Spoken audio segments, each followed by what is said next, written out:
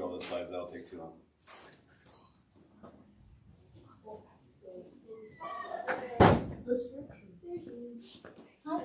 Okay, so Jonah chapter 1. What we looked at was Jonah is broken up kind of into 4 nice scenes. Scene number 1 we went through last week, which was Jonah and the sailors. Scene number 2, which we're going to visit tonight, is the one that everybody thinks about when they think about Jonah, which is Jonah and the fish, or the whale, or the sea monster. Chapter 3 is going to be a different scene change. And remember we talked about, we know these are different scenes because we see different characters in different settings, right? Narrative is driven by conflict, and often that's represented in conflict between characters, and it's represented in a setting, okay? So chapter 3 is going to be Jonah goes to Nineveh. So we got Jonah and the Ninevites. And then chapter 4, it's going to be encounter with Jonah and God. Okay, so it's kind of broken up nice and neat. We talked about last week how it really ends, the scene really ends at 1:16, so we're going to pick up tonight at 1:17, which is just one verse going before we go into chapter 2. So some of the stuff Doug and Diane missed last week. I'm going to call them out for not We talked about so trying to get over some of just the common pictures of what we've been told the story is like, right, within culture. We talked about how this book is it's written by literary ninjas. The literary style is just it's amazing within each chapter, but then as we'll see, the chapters also relate to each other in really neat ways. So we talked about it being possibly 2 different genres. I argued that it's not meant to be taken as a historical, literal narrative, but it's meant to be taken as more of a satire or a parable. So we talked a little bit about the geography of Jonah and Jonah in the Bible. Talked about how the ancient Assyrians, which he's being sent to, were some really, really bad people, violent people. Looked at some of the design patterns and the hyperlinks, and then basically the summary of chapter 1 is Jonah is called to go. He runs from God. He gets on a boat. He ends up going down, down, down, down, and then he ends up getting tossed overboard by the sailors. And so really our scene change is Jonah is now overboard. That's what we know of him. And what we know is that the sailors have returned to shore, and the sailors no longer worship their gods. They're worshiping his God. They're worshiping the God Yahweh. Okay? So what we're going to do tonight to start off is we're going to read the text, and then we're going to jump into just kind of what sticks out initially, and then we'll go from there. Okay? So, and it is a whopping 10 verses, but 11 if we count 117. Okay, so on the other side of your handout's double-sided. On one side we have the text. On the other side we have some of the stuff that we're going to kind of go through and outline. All right, so if you want to flip over to the text side, 117 starts with this. It says, "And the Lord appointed a great fish to swallow up Jonah, and Jonah was in the belly of the fish 3 days and 3 nights. Then Jonah prayed to the Lord, Yahweh, his God, from the belly of the fish, saying, I called out to Yahweh. Out of my distress he answered me. Out of the belly of Sheol I cried, and you heard my voice. For you cast me into the deep, into the heart of the seas, and the flood surrounded me. All your waves, your billows passed over me. Then I said, I am driven away from your sight, yet I shall again look upon your holy temple. The waters closed in over me to take my life. The deep surrounded me. Weeds were wrapped around my head. At the roots of the mountains I went down to the land where the bars closed upon me forever. Yet you brought my life from the pit, O Lord my God. When my life was fainting away, I remembered the Lord, and my prayer came to you in your holy temple. Those who pay regard to vain idols forsake their hope of steadfast love. But I, with the voice of thanksgiving, will sacrifice to you. What I have vowed I will pay. Salvation belongs to Yahweh. And the Lord spoke to the fish, and it vomited Jonah upon the dry land." What sticks out? Themes, words, things you notice, things that are contrast to last chapter that are anything stick out to anybody? Well, when you finish the last chapter, that last verse belongs in this chapter. Right. Because when we finish, it's the fish comes to swallow him, right? But when I'm reading this prayer, it's in the past. I called out. He answered me. I called. And it's not really describing him being in the fish. It says like there's seaweed on his head, and the bottom of the ocean, and he's talking with sickness and Right. Okay, but on that perspective, he had nothing to write with inside the fish. So just he didn't think he was going to get out of the fish. Okay. Okay. So there's a question. What are the timeline of events? How are we expected to think about this? What he's describing, right? So there's a question we can entertain. What else? What are some other questions or things you notice as we go? Yeah, I mean, I think I'd be talking about what the inside of the fish looked like if I truly was inside of the fish. You said he doesn't say anything about Like his surroundings and He stuff. called it the abyss because it was called pitch black. but it's like all he's saying, like you said, is I'm at the depths, there's seaweed on my face. I would be like, I mean, I think I'd be seeing and saying a heck of a lot more. I don't know. there's light inside of it. but the seaweed wrapped around my head. I descended to the base of the mountain. Yeah, it Not- doesn't sound like he's inside I the touched fish. it again. Okay. So there's a good. We'll hold on to that. We'll set that on the shelf. We're going to come back to it. Okay. So what they're both saying is the text says he's inside the fish for 3 days and 3 nights, and then there's a prayer, right? But the prayer doesn't seem to coincide with him being inside the fish, right? The prayer Except for at the end, it says he vomited Jonah onto dry land. Right. That's the last. That makes me go, oh, he was inside the fish, maybe. right, maybe. Okay. So there's something interesting there. What else? What else sticks out? Let's just rifle through just anything that sticks out right now. How would he know if it was day or night? And 3 it was just a continual darkness of the earth. Right. So we're told 3 days and 3 nights, and so who's counting time? Yeah. Right. Timex must have lit up. Right. Yeah, there you go. Okay. Good. What else? What else sticks out? I'm still trying to understand. He vomited up on shore or whatever. I mean, how the whale get that close to shore to be able to do that? True. The water gets really shallow. Projectile vomiting. I mean, I don't know. that's Right. Some of these details matter more if you take it as a historical, like actual literal account. Some of those details matter less if you take this as a satirical parable that's meant to convey meaning, but is not necessarily meant to be taken literally, right? So it depends on which category you put yourself in part which questions you'll ask. Here's a fun question. Did anybody notice that the fish had a sex change? Huh? Say what? Say what the boy or girl? Look, well, I read through it, but perfect timing, Will. We're talking about how fishes have sex changes. All right. So notice this, okay? 1:17, the great fish. It's a male fish. The Hebrew word is dog. Okay, and in verse 2:1, it says the belly of the fish, daga. So it becomes a female. And then notice in 2:10, once he is vomited back out, the fish is a male again.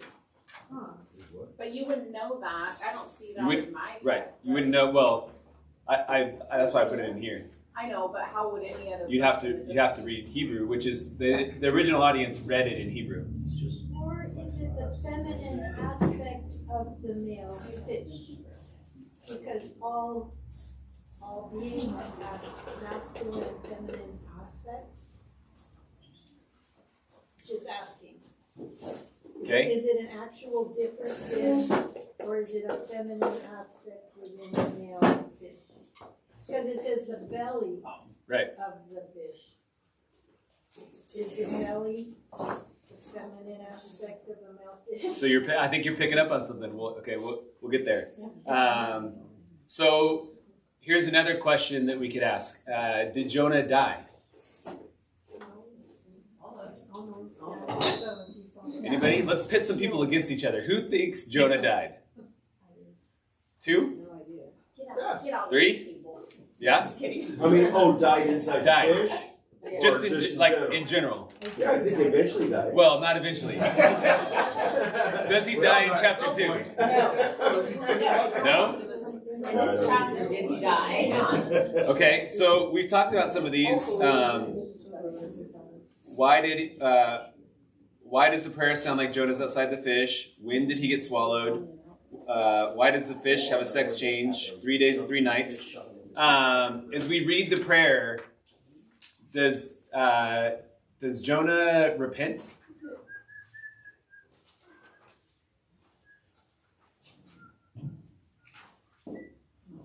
He agrees to do what he's supposed to do. Yeah, he says what I avowed him, he would. He doesn't say sorry.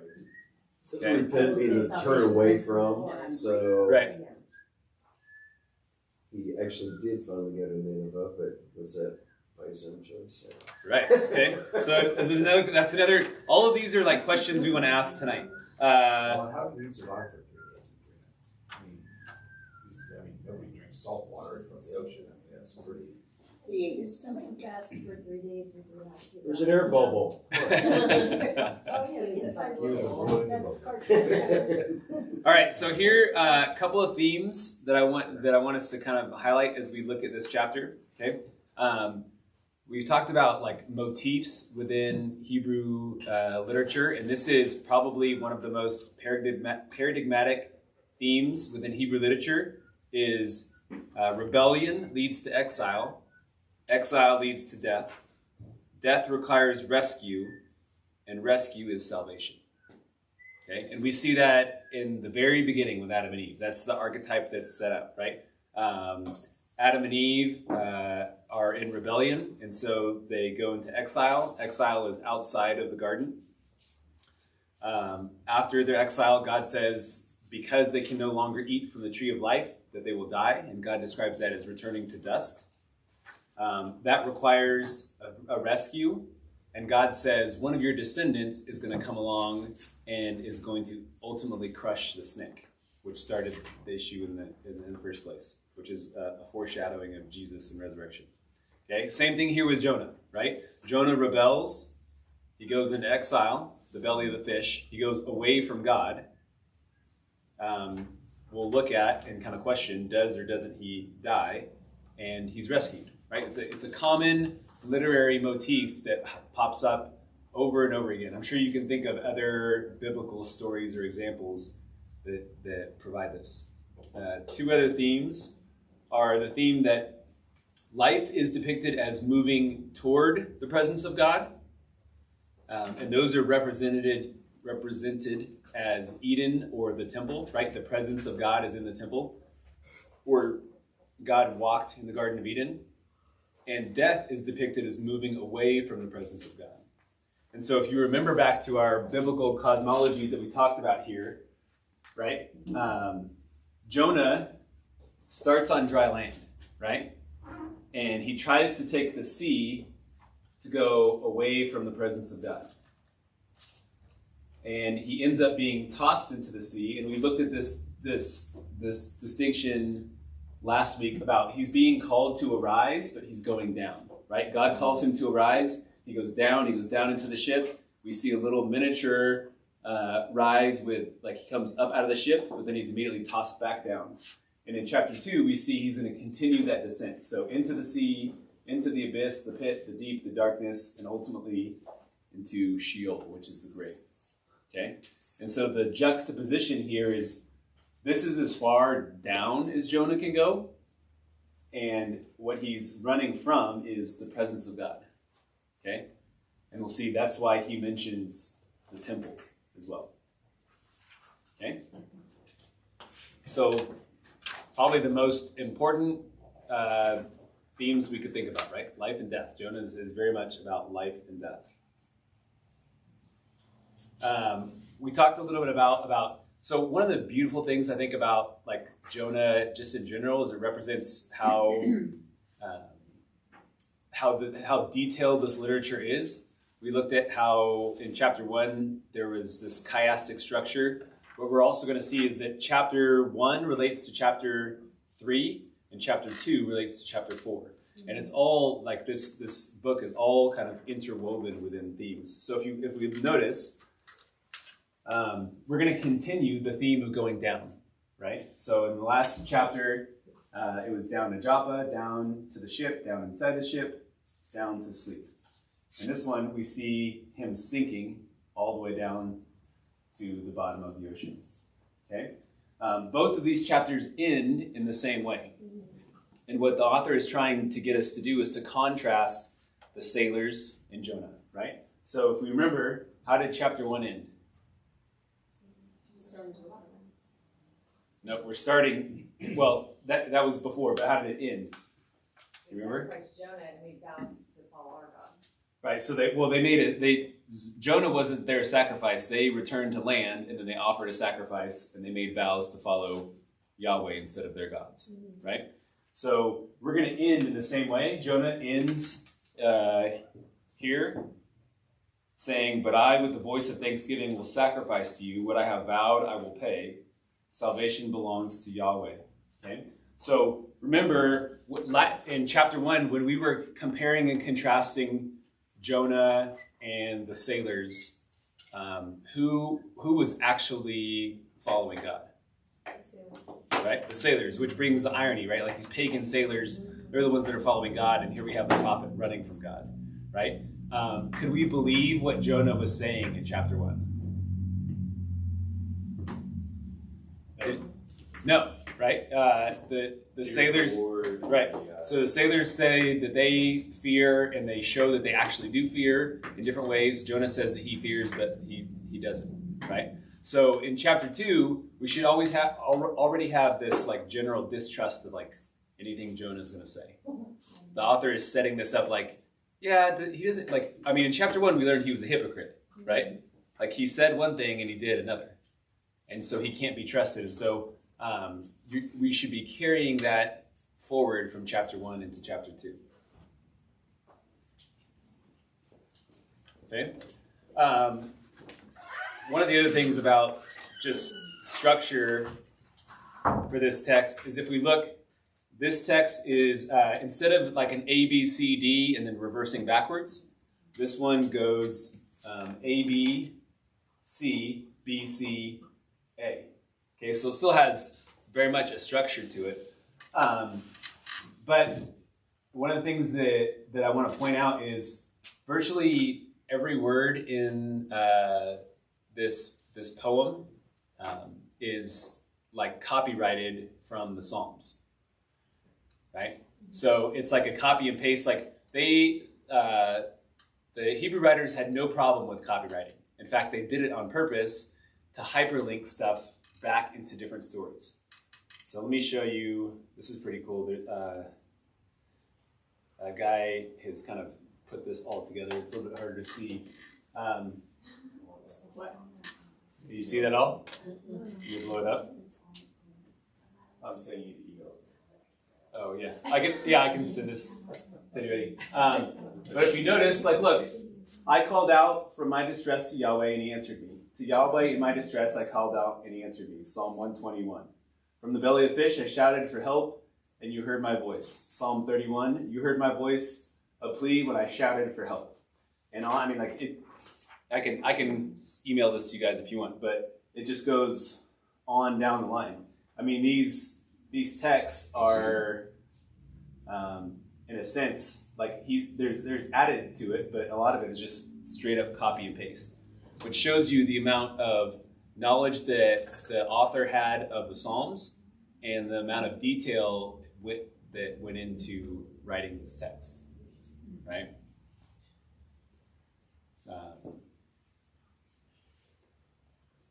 Let me go back to my referring to a psalm would then want you, as a knowledgeable reader of the Old Testament, like the original audience, to like connect to the meaning of that particular psalm, Right. pick up on a larger passage that it's referring to. Yes. Yeah.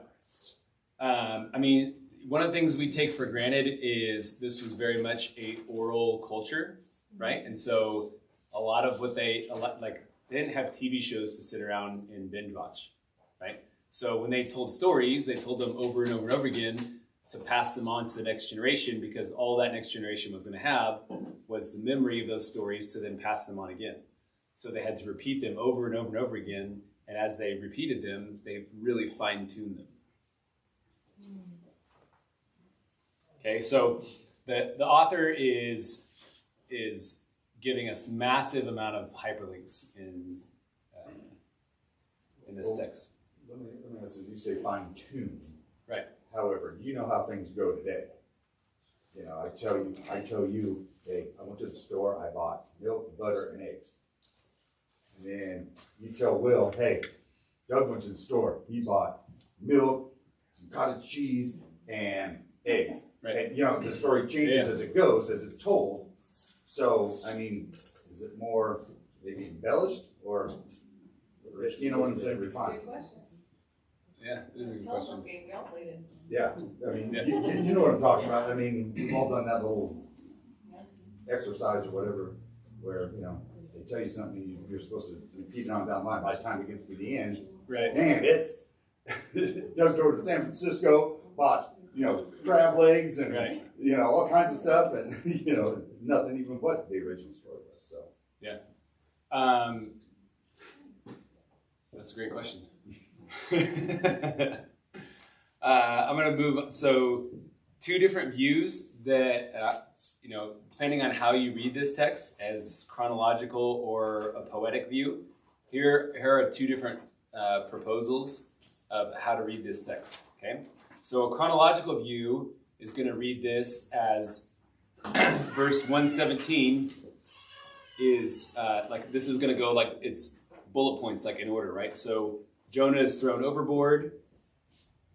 The fish immediately swallows Jonah. Jonah is alive in the fish for 3 days and 3 nights, where he prays, and then the fish vomits Jonah out. Okay, so that would be like a literal chronological way of reading the text. Okay, a poetic view is that Jonah is thrown overboard. That this first verse is meant as a summary statement, not as like the first line of events, but it's summarizing the whole deal. So Jonah is thrown overboard. Jonah descends to the bottom of the ocean, which is what the poem describes. The fish is sent to swallow and rescue him from death. Jonah then recounts, in past tense, as Michael was saying, Jonah recounts his gratefulness, and the fish vomits Jonah onto dry land. Okay, so this kind of begs the question, did Jonah die, and when was he swallowed by the fish? As we read, any thoughts on those two? Any thoughts on those two I'm just questions? learning from our buddy here, Michael. I was just confirming and asking him, because we were talking about, you look on the left and you're like, oh, he's thrown overboard, a fish eats him. That's like the book that you read when you were a kid, right? Right. And then the poetic view is more what we were just talking about. I was like, oh, he went to the bottom of the ocean first. And then the fish. So here's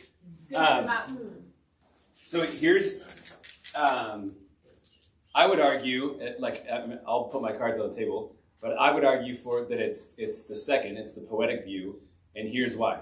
Okay, verse 117 gives us, I think, a summary of what happens, but we're told that Jonah is tossed overboard, and then in the poem, what's described?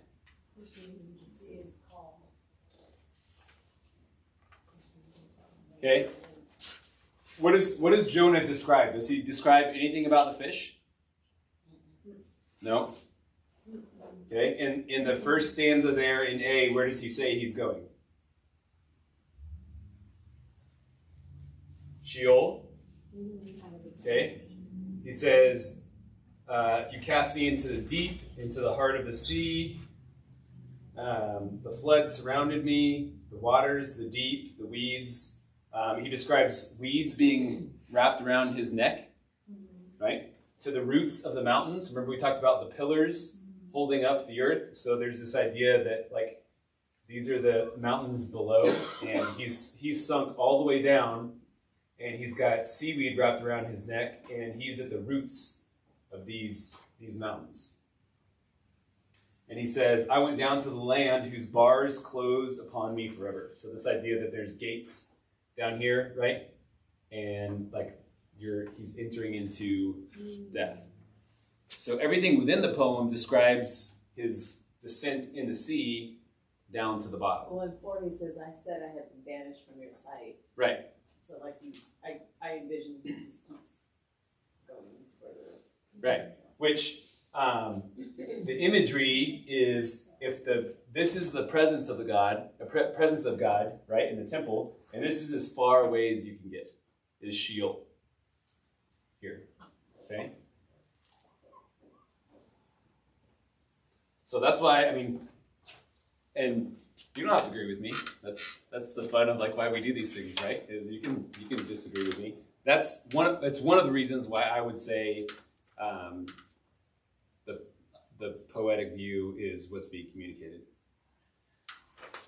Okay, so let's go back to the fishy womb, right? The sex change that the author describes. Any thoughts on like why the author might use that language? When you say the author, you're talking about God is the author of the Word of God, or who wrote the book of Jonah? I'm talking about the physical author that wrote the book. Yeah. Who wrote the book of Jonah? We don't know. But isn't all scripture God's word, and God is ultimately the author of all word? Yes, but we're I'm talking about the actual author that wrote it. We don't know who the actual author is that wrote it. So you're asking about the thinking behind the words used. Wouldn't the thinking come from God? It depends on how you understand how Scripture was written, and there's different views on that. Even I'm thinking like Paul wrote all these books, wasn't it still God who was working through him? Right. So it depends on how you view that process. Some people on one side would say like God dictated it to the author, like, and some would say that on the other side that God inspired the author, much like people would say like they're inspired to write a song. Okay, so there's a spectrum there, right? Of what do we mean by? Okay, so to understand, so I do believe, if I believe that Scripture is the holy word, God breathed. Okay, so Right. it's holy. The only thing when we're talking about translation or who wrote something is who translated it from the original, because all the different Bibles have different words, like even from Hebrew to English to Right. James and all the different ones. Now those translations, I would question what's the thinking behind the translator versus what's the actual original God-breathed scripture. So in the Hebrew language of this text, which is the original language, in verse 117, what I'm pointing out is in verse 117 the male word for fish is used. In 2:1 the female word for fish is used, and then in 2:10 the male word for fish is being used. So what I'm asking is why would the author use that kind of language? There needs to be an understanding of the Hebrew language and the use of those words and the meaning of those words in the context of their use. Because I would still question my earlier question, is it used as the feminine aspect, or is it literally saying this is a female? And to understand that answer, I would have to understand linguistically all the details of semantics and whatever about Hebrew, Right. which we don't. So. So yeah. Well, you wouldn't have to just worry about the linguistic. I mean, language has meaning through context, and wherever your views on inspiration are, if we have the context of the passage, it can tell us the meaning of how the words come together. So even if you really study Hebrew or you don't, if we have a bunch of words together and we look at literary designs and how all the words come together, we can derive the meaning of it. Because words can be ambiguous. So you're saying, is it a feminine characteristic or is it actually a female fish? I think the context of how we interpret it would tell us that answer. So I think you're going to get at. Right. So if you read the commentaries, this is kind of one that is we don't have a 100% answer to this. Two of the major proposals that have come up have been, one is a simple proposal. It's an error in transcription. So some people would say it's only a couple of letters, and it's been the book has been handed down over time, and when one scribe had it and was rewriting it, they messed up, right? The other proposal is that the author is using this as imagery to say that the fish becomes pregnant with Jonah. It's a literary, poetic way, right? Because he says that in the belly of the fish, right? So it's a male fish, and then it's a female fish. She's impregnated with Jonah, right? And then she gives birth to Jonah, and it goes back to a male. So it's a literary, poetic way, right? Linguistically, I was also thinking, because I don't know Hebrew, in terms of Latin and Spanish, the words are spelled different with a feminine versus masculine. Right. Which doesn't mean that it's female. It's just some words they say with feminine. Right. In this case, it's not that. Yeah. Okay. Right. Yeah. So it's not that the word itself is associated male, female. I believe it's that it's an actual female fish and a male fish. So I know what you're saying. But I like your poetic explanation that in describing it like a pregnant female fish. Right. Until Jonah's out, regurgitated out. Yeah. Then it's back to not being a pregnant origin fish. I Yeah. like that. Okay. So one of the other ones that was mentioned was 3 days and 3 nights. Thoughts on that one? Why the specific emphasis on 3 days and 3 nights? My thoughts were that was how long Jesus was in the tomb, and so there's a correlation between that. And also, if you were only in the fish for say 12 hours, that's not that big of a thing. But 3 days, you would most certainly be dead because digestion would already have started, and you would have been broken down by all the enzymes. That was my thought. Okay. So remember, yes, and Jesus makes mention to this, and we'll talk about that. He says, just as Jonah was in the belly for 3 days and 3 nights, so I will be in the heart of the earth for 3 days and 3 nights. This was also a literary motif that was used within Scripture as well. Anybody remember anywhere else in Scripture 3 days and 3 nights? No? There's multiple. Let me give you 3, and one of them is the Jesus one. Okay? The first 3-day journey in the Bible is Abraham's journey to sacrifice Isaac. Okay? So the journey, that process of testing, and the 3 days and the 3 nights in Scripture is used for that motif in testing, when Abraham journeys to sacrifice Isaac.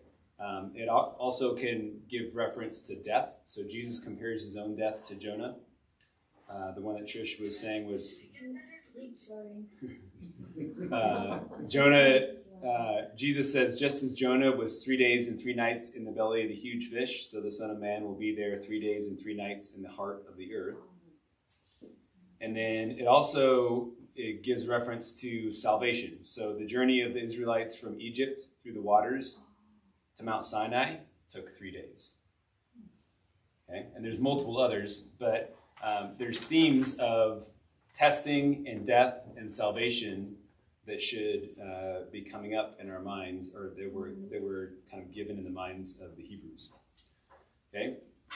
The next thing is that these the imagery and the metaphors and the words all connected with death and the sea are a very, very prominent theme within ancient Israelite literature. And you can imagine living in their context, where are the two places that might represent death if you're living in the Middle East? Where are the most two hostile environments? Where? The desert, yeah, the desert. Okay, which is which represents what? When people go to the desert, that's death. Is exile, right? So that's one of the environments. Where's the other very hostile environment? The sea, right? Okay, so the desert is often used as the place of exile into death, and the sea is often described in terms of death. Okay, so here's an example. This is Moses' song. So they crossed through the sea, and this is part of Moses' song. He says, "I will sing to the Lord, for he is highly exalted. The horse and rider he is hurled into the sea." Remember, in chapter 1 we saw this hurling, right? The motif there. Pharaoh's chariots and his army has been thrown into the sea, and the choicest of his officers are drowned in the Red Sea. The waters covered them. They went down into the depths like a stone. Okay, here's another one. 2 Samuel, a poem of God's salvation from sinking into death. "I called upon the Lord, who is worthy to be praised, and I am saved from my enemies. For the waves of death encompassed me, and the floods of destruction terrified me. The ropes of Sheol surrounded me." Starting to sound familiar? "The snares of death confronted me. In my distress, I called upon the Lord. Yes, I called out to my God, and from his temple I heard my voice." All the stuff we're hearing in Jonah, right? Death, destruction, Sheol, the temple. Here's another one. In Isaiah, a poem describing Sheol as separation from God. "I said, in the middle of my life, I am to enter the gates of Sheol. I have been deprived of the rest of my years. I said, I will not see the Lord in the land of the living. I will no longer look on mankind among the inhabitants of the world. Behold, for my own welfare, I have great bitterness." Who else was bitter? Jonah. "But you have kept my life from the pit of nothingness, for you have hurled all of my sins behind your back. For Sheol cannot thank you, death cannot praise you. Those who go down to the pit cannot hope for your faithfulness. It is the living who give thanks to you, as I do today." All of these same words and themes, right? Repeating. One more. This one's from the Psalms. And this is shows the poetic parallels of the word Sheol and the other words that are used. We've seen them already. But "My life has approached Sheol. I'm counted among those who go down to the pit. I have become like a man without strength, abandoned among the dead, like the slain who lie in the grave, whom you no longer remember. They are cut off from your hand. You have put me in the lowest pit, in the darkest places of depths." So, in these texts, what can you tell me about Sheol? Is it somewhere people want to go? It's hopeless. What else?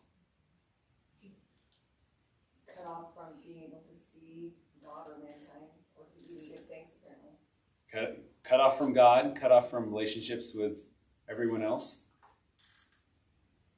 Okay?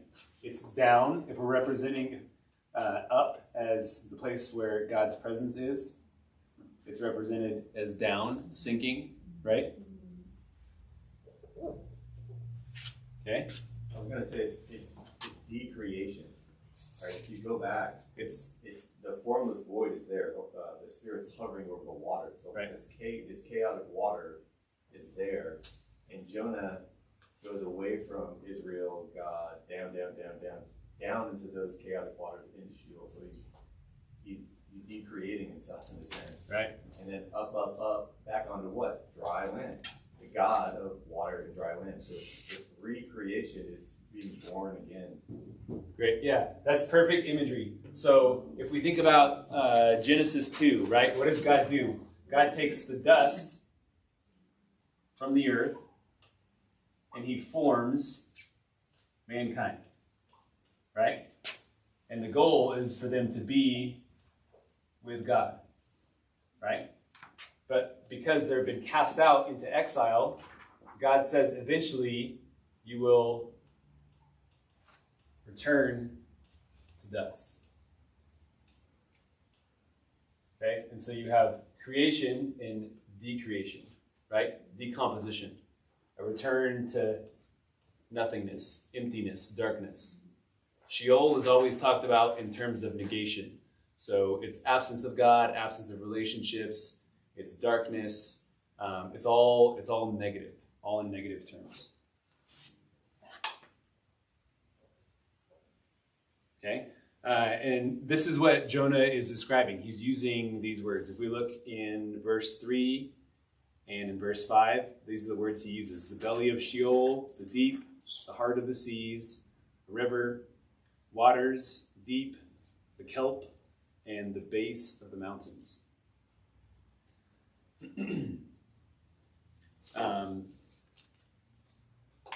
What about the question of, as we read this, does it seem like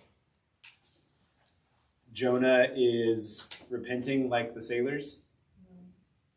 No? Why not? What makes you say no?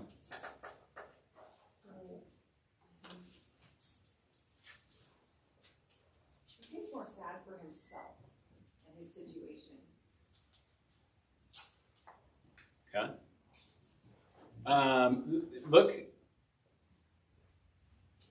Let's just start at B again. You cast, and I'm going to read it again, and you tell me if he's describing what we believe accurately happened in chapter 1. Okay? Should we believe that he's telling the truth? Or like describing the events accurately?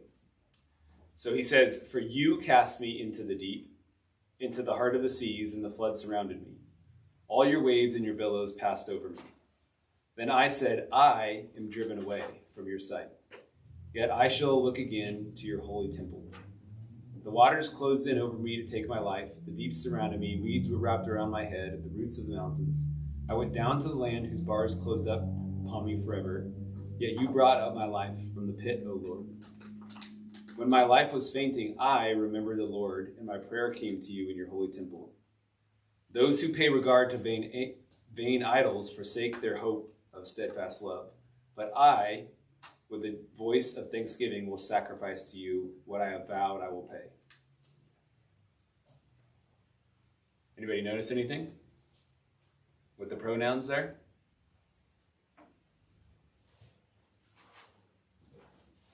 Seeing it more and more, the more we read it, it's really weird. It's taken me a lot of rereads to see this. Crazy.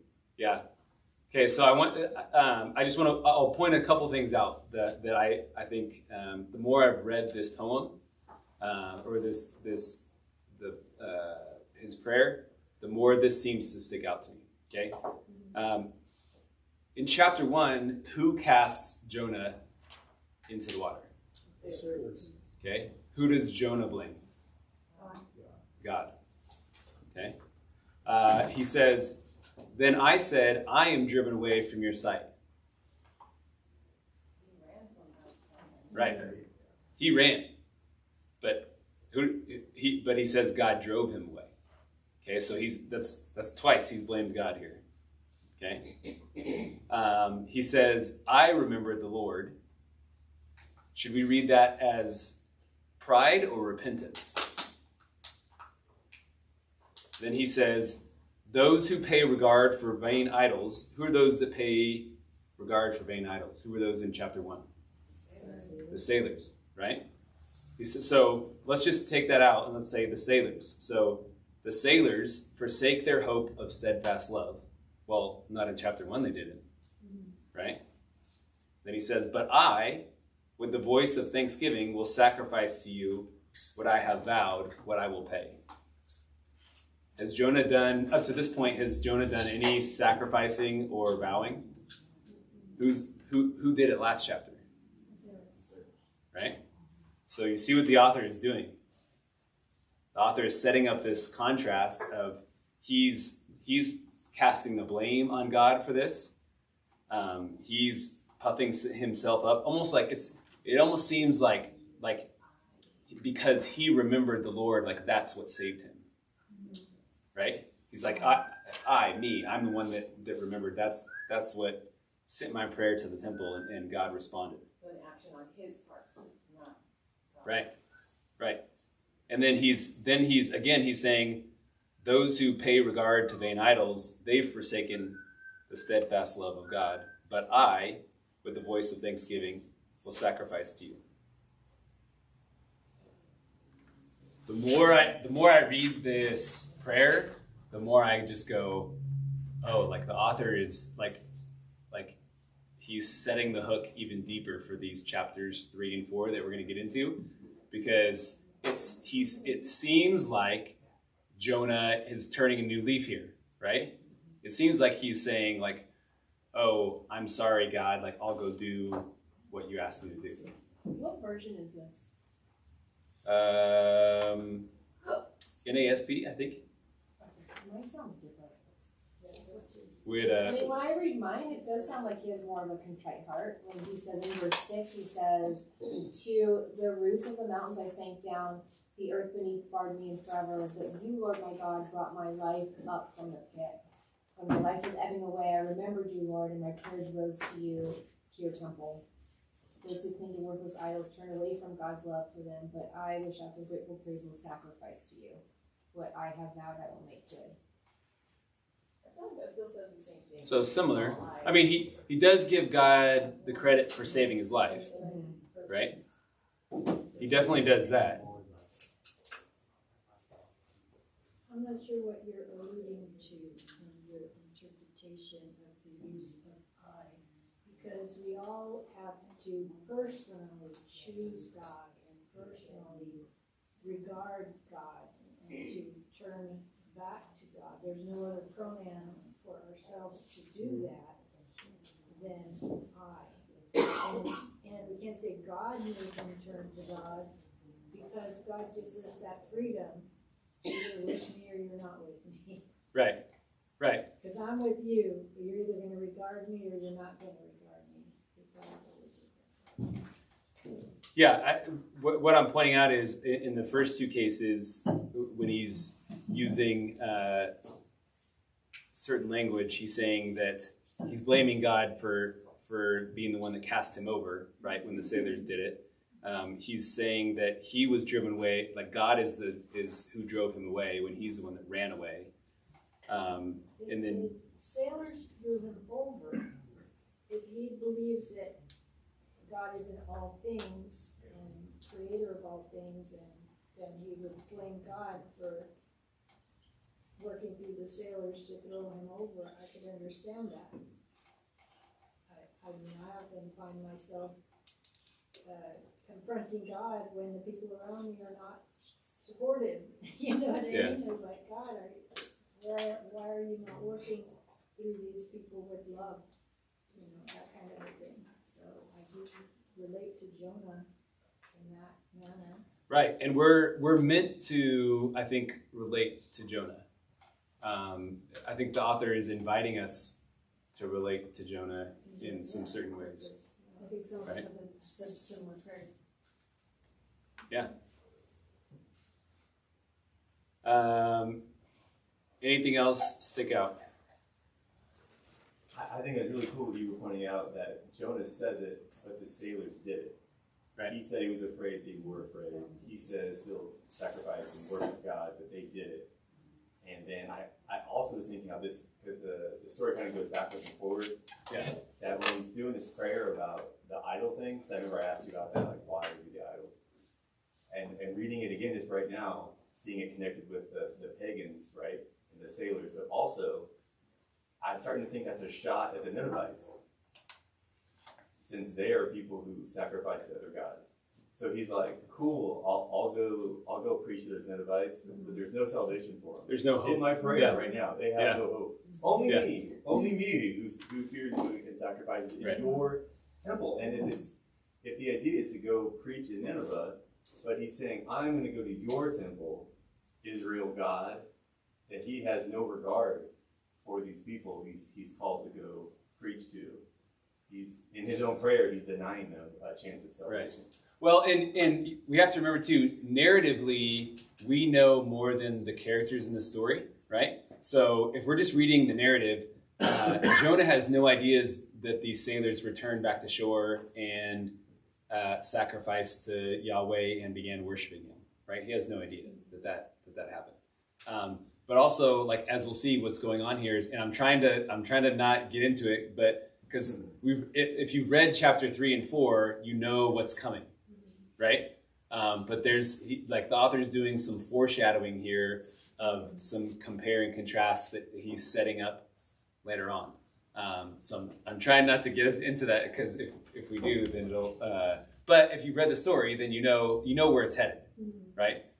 We know that he's going to go into, and so this is a good. I won't get much into it here.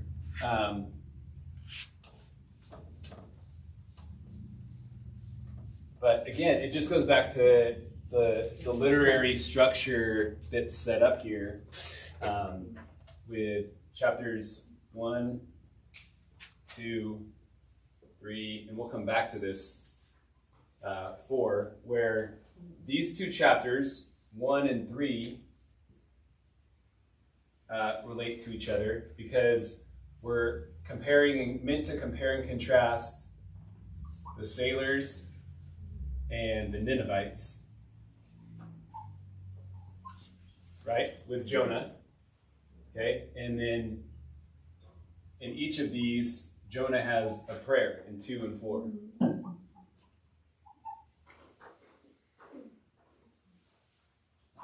Okay? And so there's this neat literary structure that's set up to where it's like we see the sailors and how they respond to God, and then we see Jonah and how he responds to God.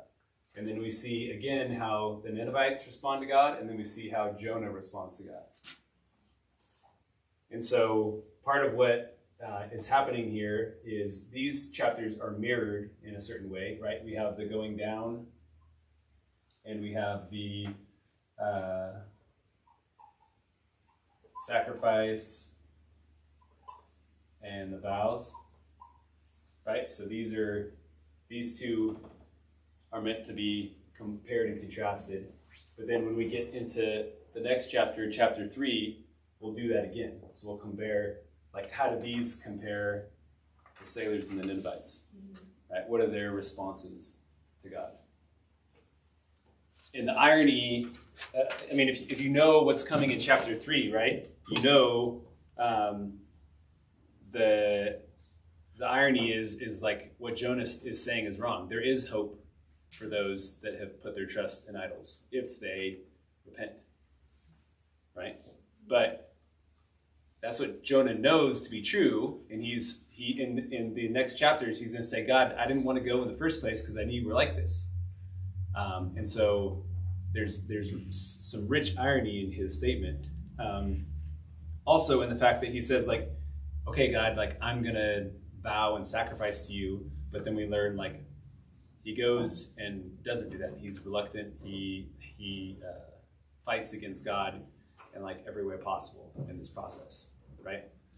So again, we're like, as we read the narrative, we're meant to think about how Jonah is responding to God, and then think about how do we respond to God in the same way. Any other? We got like 2 minutes left. Any other? Just wanted to add to what Trish said about the different wording. The question of did he run away or was driven? In NIV, it used the word vanished. I've been banished from your sight, which means that's not his doing, but vanished has a different connotation of driven. So he was banished, which was not something he wanted or intended, but he looks again to the Holy Temple. So that's the question of it. Was he forced out, versus did he run from God? And it says banished. Yeah, right. So the author is like, there's that tension, right, where like he's the one that got on the ship, and so like he's the one that's running from God, but there's also this like he knows that that's the case, and he ultimately has this the sailors toss him over, which is like a passive way of like doing the dirty work, right? Yeah, just so there's last week we talked about, why didn't he just jump? If he knew that he was followed, why didn't he just jump over? Why did he keep running? But he talks about sacrifices, but he wanted the sailors to sacrifice him, but now all of a sudden he's putting the responsibility on somebody else. But he could have just jumped over the side of the ship. And you asked the question, is he repentant? I don't see any humility from his standpoint going through it. So I'm going to go on the side of saying no. He's not repentant over this. My question is, why did God still chose him? That's my question right now. Because he didn't do anything right during this whole time with this prayer and everything. Yeah. There's a lack of humility. Yeah. And yet God still uses him. Yep. So yet. Do you think it was a Pharisee? Also, spoiler alert, it took 3 days to go through Nineveh. 3 days. So in I didn't want to go there. There's right. Sorry. No. Bring that back up, I because just preface it, spoiler alert. bring that back up, because there's irony in that as well. So in verse 1, he did run away from God, but yet while on the ship, he was still proclaiming, I worship the God of Israel. So how could he be running from God and yet in the ship saying, I worship the God of Israel, which is why they threw him off the ship. So it's like, what's going on? Yeah, that's the tension. Is he's claiming to, but his actions aren't showing that. But how often do we do that? Yes, that's the. Right. Which is the Well, point. how often do I say, Which is the God, point. but I don't want to do this? I totally believe in Jesus and God, but I don't want to do this. Which is, what is the number one criticism of Christians? Yeah. And then if God calls us to do something, then we fight against him and Tooth and nail. Yeah. One more, and then we'll close out. The question on verse 9, where he says, "That which I vowed I will pay," is that his just promise of sacrifice? What does that mean? I don't know. That's it's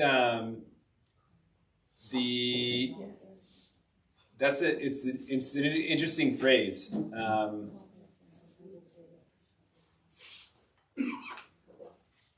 He seems to be, in my opinion, pridefully contrasting himself with the sailors that just chucked him overboard.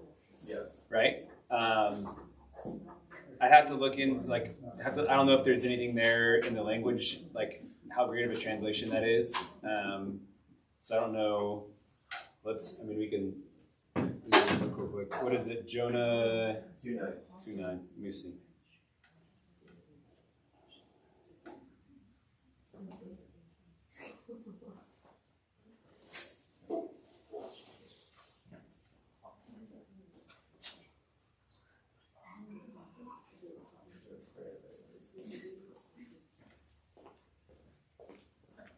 To complete or sound.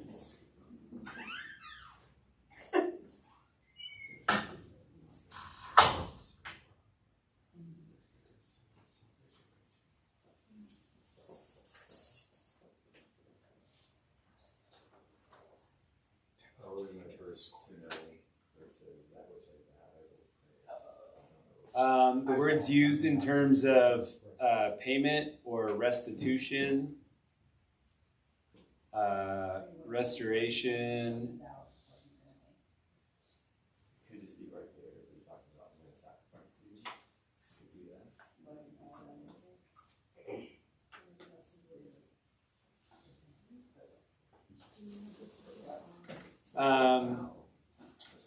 Yeah, I mean, it may be kind of like a way of saying, like, maybe a better English translation is something along the lines of, like, what I've said I will do, I will do, right, type of thing.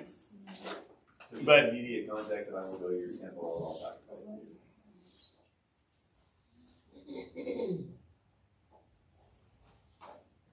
Yeah, I mean, so just maybe it's just a reaffirmation of the previous line. Okay. Probably. Yes, it might be just be a reaffirmation of, but with the voice of thanksgiving, I will sacrifice to you. Or could it mean what I have vowed I will make good, that he's going to go to Nineveh, that he'll do what he was asked to do? It could. Yeah, I always read that, but I was like, he never vowed. But yeah, I mean, we don't have, nothing in the text says that he ever like agreed to go. Like the text opens in 1:1 with like, hey, go, and he's like, nope, I'm out of here, right? Yeah, he does it. I don't know why. So I always read that in. It is a weird, yeah. It's not there.